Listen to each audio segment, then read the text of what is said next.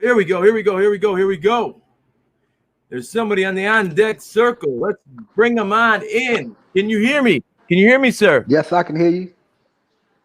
Oh, we can hear you too. Guys, it is my pleasure.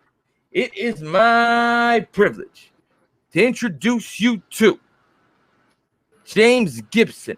The People versus Gibson is case law in the United States for torture by a law enforcement agency. That means what I'm telling you is he is the Terry in Terry versus Ohio. He is the Roe in Roe versus Wade. His case is case law. The controlling case in the country. My man, James Gibson, 29 years in prison. They tried to give him the death penalty. They came with 5 deals. He turned them all down without any idea he's ever getting out of prison. His co-defendant took it and ran. James, how hard was it to turn down those 5 deals and go right back to yourself? It wasn't very hard to turn down 5 deals like that. I know people saying that it must have been hard and they can't understand it, but I just wasn't taking no shorts, man. I wasn't taking no shorts and I wasn't taking no deals. So But what about this, James? What if they never come back with another deal? What if you never get out? Well, then that would have been the case. I felt that I'm a citizen of the United States. You know, I went to high school and graduated with honors. I passed the government, and I believe that this is the greatest country on earth. Even though we are in a pandemic, I still believe that this is the greatest country on earth. I believe that God has blessed our coast to coast, from the East Coast to the West Coast to the Gulf Coast, the United States, and that God had his hand on us. I felt that God, when he came down and he spoke to me, he told me, he took me to the mountaintop. You know, I don't take nothing from all the greats, but if you look at history, there's been a lot of greats that God took up to the mountaintop, but didn't let them go over. And he took me up to the mountaintop and he told me I was coming over. So when man closes one door, God said, in my house, there's many mansions, there's many doors. And so I wasn't going for no shorts and no deals.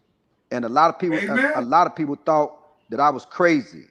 They said, what? Yeah. They said, what type of guy, a black guy in a maximum penitentiary with his life stolen from him, would not take a deal like this? You know what I mean? And so my mama died. My son died. They had took everything from me. I ain't had nothing left. And I said that, and I challenged God, and I asked God, and I told him to come down and talk to me and do the things that he said he could do, that he written in this book. And the word said that it cannot come back void. And so I challenged that. And I called on my God, and I sung to my God, and I prayed to my God, and I didn't take no deals. And I ain't take no shorts. They offered me 100,000. They offered me 5 million. They offered me an alpha plea. They offered me time considered served. They told me I can go home tomorrow. I got my first reversal. They offered me a deal. I got my second reversal. They offered me 2 deals. I got my last reversal. The judge gave me a $2,000 a $2,000 cash bond. And they called my house the night before.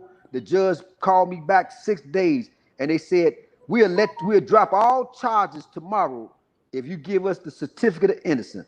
And I told them that I'm in the dinner with my family, that I ain't ate dinner with my family in 29 years, 4 months, and 7 days. And I said, don't call my house no more. I'll see you in court tomorrow.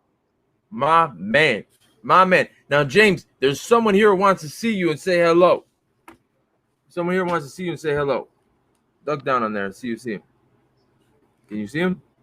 Bro, James, I love you. And you got Spirit of God in you. I went through the same thing you went through. They just didn't lock me up for all them years. They stole my life like they did yours. And ain't no amount of money in this world can get your life back. And I love you for that. Well, I appreciate it. I just want to tell you, man, I just want to tell you, you sharp. Let me see you one more time. You dressed to kill, man. What you got on there? Show what you got. They call me the demon slayer. He knows you. Blessed by the Spirit of God. You know why? Because you blessed by the Spirit of God too. Show him the shoes. Man, you sharp, man. That's every day. Every day. I'll show the shoes one more time. Man, I gotta step my I got to step my dressing game up, man. You saw. Hey, that's all you got to do. You got Spirit of God in you, because everybody gonna wear one suit when they die, but they ain't gonna see that suit they got on. So I'm wearing all of my clothes until the Spirit of God call me home. Because his life not nothing. You know. You know what? I really appreciate that, because my mama told me before she passed away, told me a long time ago, give me my flowers so I can smell them. Yeah, right. When I'm alive. When I'm alive. When I'm alive. James, you see the girl there, Ashley Noon, says, hope you're doing well, James. Love from England. Hey, you tell my sister over there in England, man, that I appreciate them shots, and I stand in solidarity with my sisters and my brothers over there in England. And thank you very much. Thank you. Thank you too, James. God bless you. Yeah. So yeah, that's the same thing Demon Slayer said to me when I asked him. I said, Demon Slayer, because the first time I ever saw him, he was at Pulaski and Madison. You know, that's a shopping district right there on the west side. Right. And he's getting on a CTA bus. Now, I'm the only white guy within a 10-mile radius. He's waiting to get on the bus. I see him. He's got his mink dragging on the concrete. He got a 6-foot staff in his hand. He with like a walking stick. He got a tuxedo and a bow tie, and it's 10 o'clock on a Tuesday morning. I'm like, I got to get to this cat. I got to talk to him. He's going to have some kind of crazy stories to tell. So right when I ran up to him, the bus had stopped. And I said, hey, can you come in my car? I'll give you a ride. He looked at me like I was crazy. Think about it. I'm this white guy out of breath, yelling, come on in my car. Don't go in that bus. You know what I'm saying? He's looking at me like I'm nuts. So, James, I followed the bus to Holman in Chicago. He got off. He had to go to the dollar store to do some shopping. I'm like, let me do some shopping. Let me just come with you.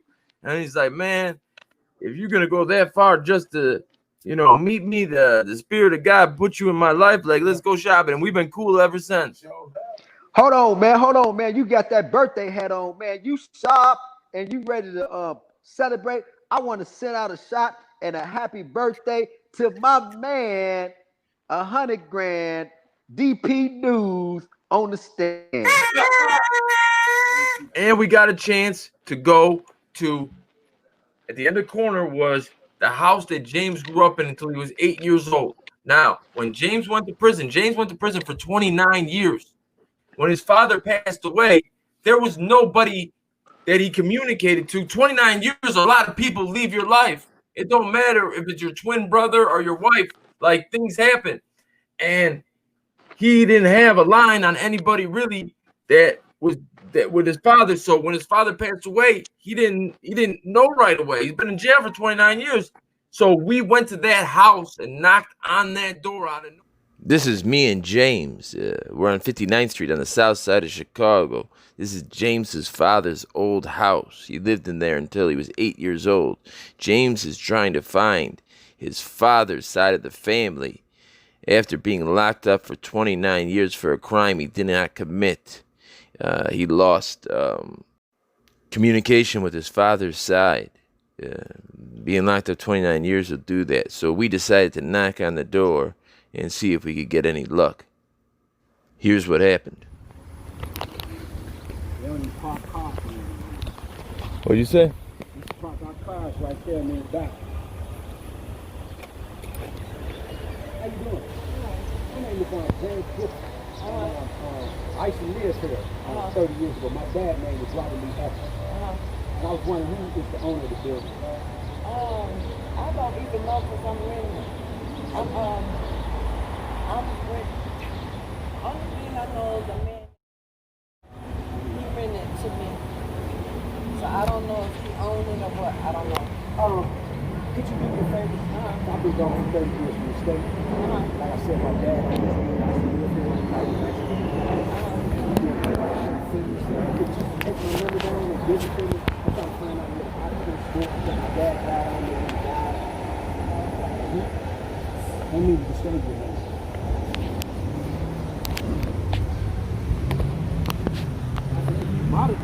So this is the building that James's father lived in before he went away. What age did you leave here, James? What age was it that you lived up in here until? I was lived up here from 1 to 6 years old, and then I came back from 17 to 21. And this is 118 South 59th Street? 118 118 East 59th Street. East 59th Street. Yeah. Did you write it down? Yes, ma'am.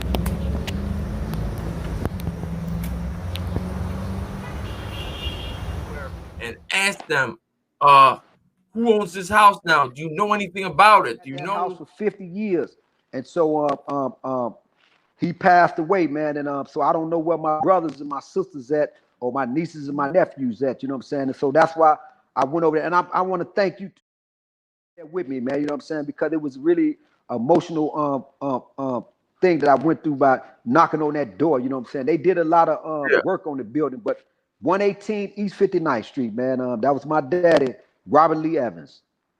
Yeah, and you know what? And they had to be like, what the hell is going on? This white guy down here with a camera, and I'm trying to sneak record because this is the first time James has been there. Search out. He was plucked from society. Now, when you see James, 99% of the times you'll see him in sunglasses. Do you know why James wears sunglasses? Not because he wants to be like Puff Daddy, not because he wants to be like Rick Ross, because his eyes are so adapted to artificial sunlight that they've deteriorated. The retinas have deteriorated that he cannot handle sunlight because he's only had artificial light for so long. A YouTube channel out there. Now it's only got 1 or 2 videos, but we're about to put some fire content on that channel.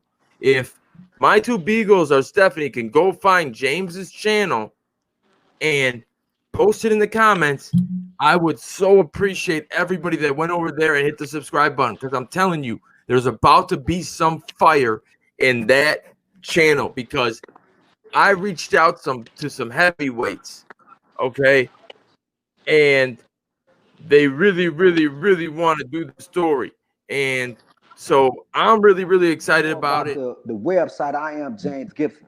Okay, so yeah, you all can check out his website is imjamesgibson.com. So no apostrophe, just I'm James Gibson, and that's how you can check him out online on Instagram. And then his website is imjamesgibson.com. So check that out. You can read about everything. All the news is there. All the text, you know, the literature is there for you to be informed. So go there if you need to. I'm not I am. I'm. Oh, okay, like guys. I'm without the. This is my man, the Demon Slayer. The Demon Slayer. He's from Cabrini Green. Hey, the Demon Slayer, he's sharp too, man. He's sharp. It's every day. It's every day, my Hey, brother. stand up, let us see you again, the Demon Slayer. Let's see what you got on, man. Let my son see you got what you got on. Slayed and laid. Look Slayed and laid, man. Oh my God. Back. Hold on. See, you got to bring it back. This I guy. know. He got the tux on. Look at it. He got the tux on. Well, let me Oh, see. with the cane. He got With the cane. The cane. The Demon Slayer. Super fly. He got a 6-foot cane.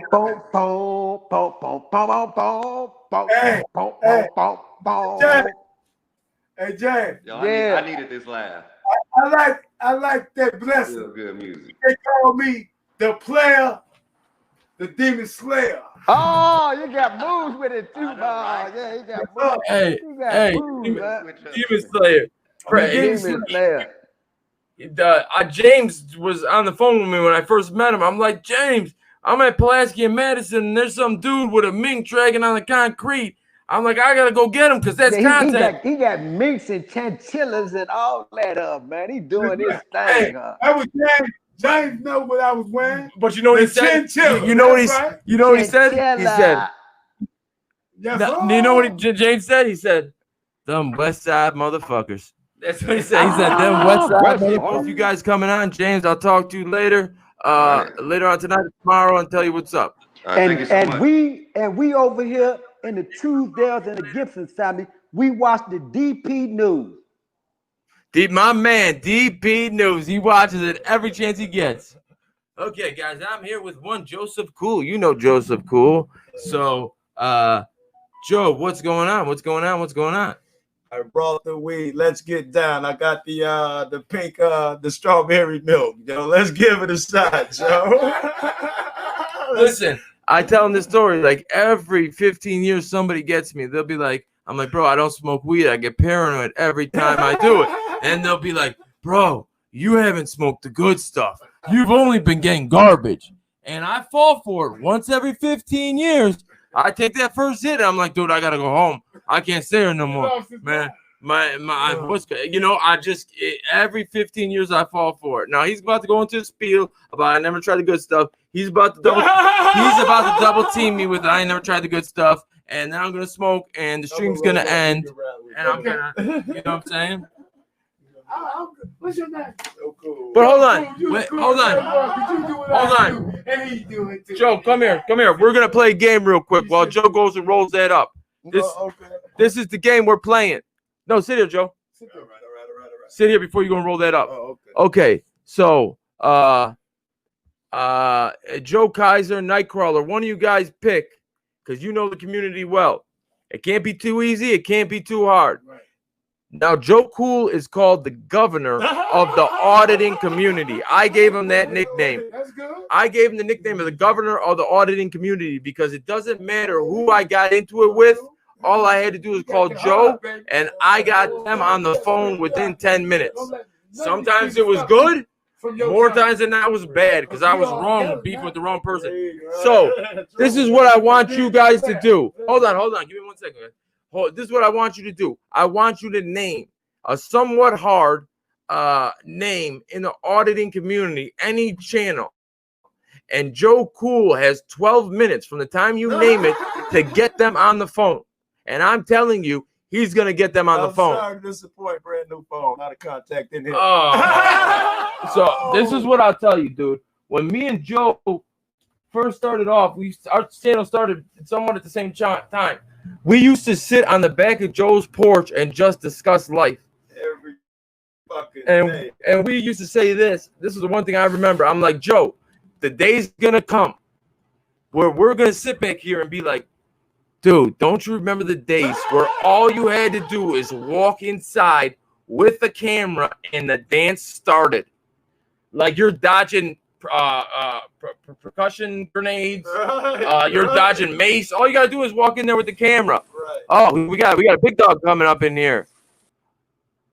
What's up, brother? Look at the big dog in this mud. Look at the big dog in here. What's up, guys? You guys know who that is. You know who that is. What's going on, San Joaquin? Cool. DPN. How you guys doing, man? It's that strawberry milk, that's that strawberry milk, baby. Nice. Yeah. Weed's legal in Illinois now. And we don't have to get it from El Chapo anymore. Nice. Well, so what? I don't smoke, but I know a lot of people on the panel do. What is your laws like now when the bird flu hit? As far as that, because I think it's only by medical now back in Illinois. You can only go through medical. California seems legal all the way around in California.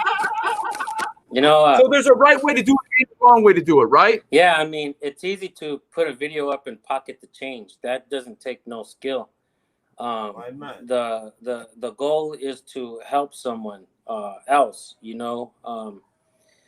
and in reality, one of the things, like when I started my channel, I was going out recording and I was putting in the work, myself. And I seen people that were doing a lot of different work. And one of the things that I seen was there was a channel called Black Label Cop Watch. That channel would share a lot of videos from a lot of different people, and his sub count just skyrocketed. And I was like, damn, well, that's pretty smart. But I just didn't really see the other people getting the views and the subs. So I was like, why not narrate? Why not do what they do and just try to do a little bit better, I guess.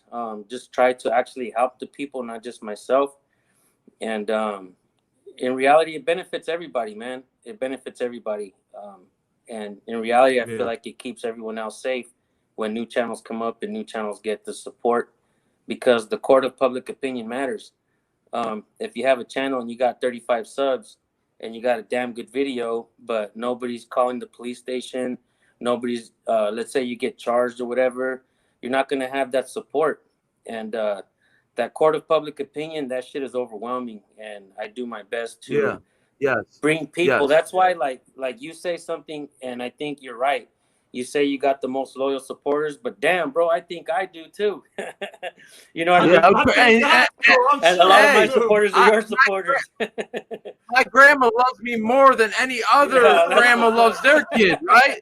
That's how you're supposed to feel. Yep. But the smartest thing you did in your business model was you cut it off right at a part and said, go over there and meet me there. Well, I wasn't gonna say nothing there, but what you do that's different. A lot of niggas do this just for the subs. They don't. I've seen people don't even put the link of the other channel in there. Yeah, you know, a lot of that's what I'm saying. The other people who did it, that was a Thursday night. They took my video, 35,000 views in 3 hours. I woke up the next day. San Juan Keen did my video. 12 hours later, I got 23,000 views, or 23 views, or 23 subscribers. After 35,000 views in 3 hours, I got 8,000 subscribers in a 24-hour period when San Juan Keen did my video. So you can't tell me there's not a difference in the way they did it. You know, you beat the record for Granite State, because Granite State had like 6,000 in 24 hours, and you Yeah. Oh, Andre put me on steroids in the documentaries. Like the story goes that San Juan Keen shared Disorderly Product News' video, and he got 15,000 subscribers overnight. I'm like, fuck, dude, you really put me on steroids. Yeah. That's what's up, man. See what you talking about. Your boy put you on steroids for real. Yeah. There's really no secret to it. There really is no secret to it. In reality, I believe everybody should use that model and help someone else out. There's amazing channels that have been doing similar things. You kind of do that too, bro. You tell stories and you help people.